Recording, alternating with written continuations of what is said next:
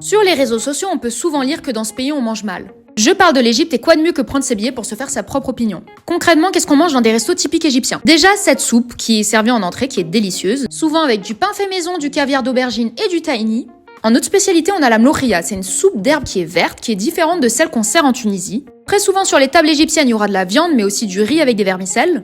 Là-bas, il y a un choix énorme de jus, le citron menthe, le carcadès, c'est l'équivalent du bisaps à l'hibiscus. T'as aussi le jus de mangue. Le petit déj à l'égyptienne est plutôt salé, mais on peut te mettre du miel et de la confiture. Je te conseille de tester le fitir, c'est délicieux, c'est une sorte de crêpe. Tout ce qui est fromage aux tomates, c'est aussi très très bon. On retrouvera toujours de la salade et des mezzés sur les tables égyptiennes. Niveau snack, il y a aussi des petites choses qui sont pas mal comme le mendoline chocolat caramel. Et bien sûr, si tu n'es pas fan des saveurs du Moyen-Orient, il y a plein de restos italiens, américains, etc.